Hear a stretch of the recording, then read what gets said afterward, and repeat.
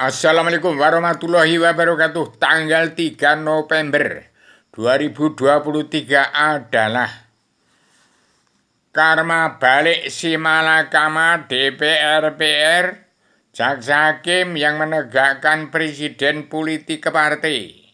Inilah itu karma balik dan si Malakama 2/3 jumlah bangsa sudah bersatu, petani nelayan pedagang yang menyekolahkan anak-anaknya sudah setengah mati cari duit karena ditimpa daripada penguasa dan pengusaha yang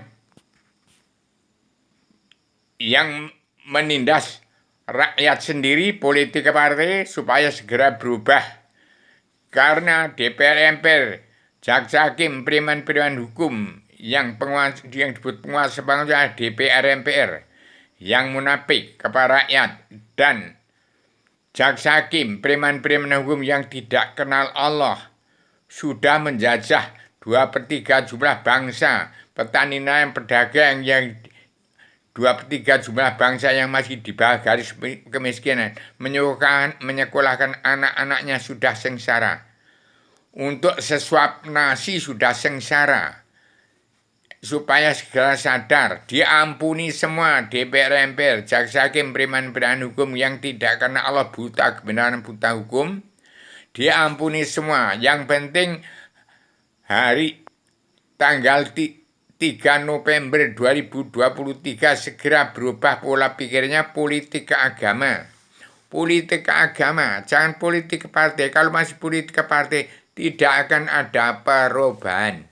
Ini sudah saya pasang selebar 3 banner. 3 banner Wahyu Sastro Jenderal Yuningrat Prangkanyo Sunyatan Sedunia bagi seluruh alam.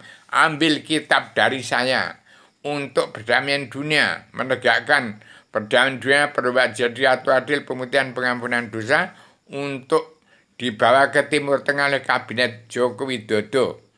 Barang siapa tahun 2023, 2024 masih menegakkan presiden pemilihan umum menuruti egois, ambisi, emosi, akan kesetanan, keiblisan, dan kedajalan.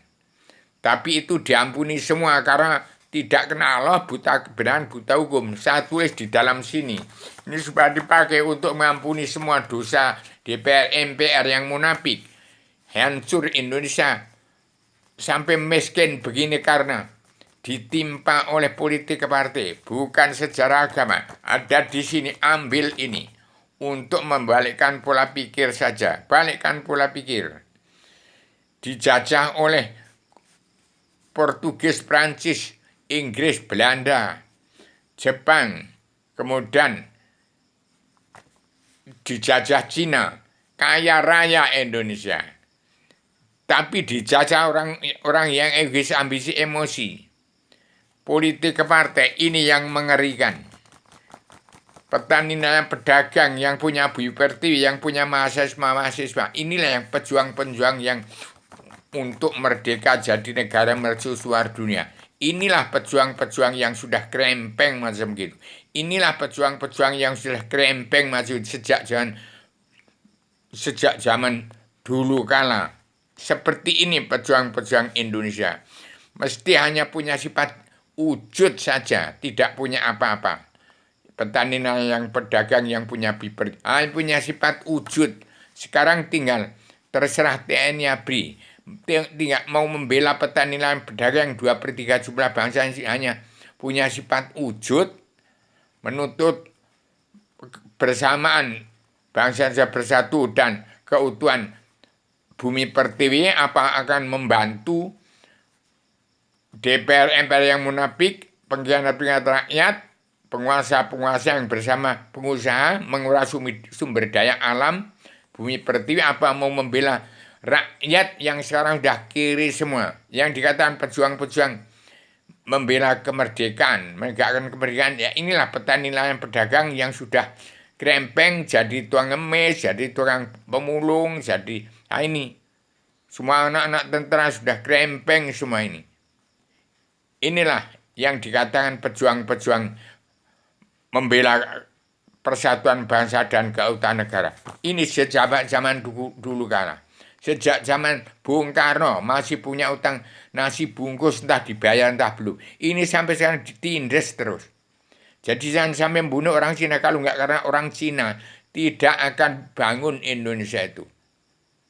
Tetapi hati-hati orang Cina harus segera pulang ke negaranya. Kalau tidak pulang ke negaranya, nanti orang politik partai nanti akan menjadi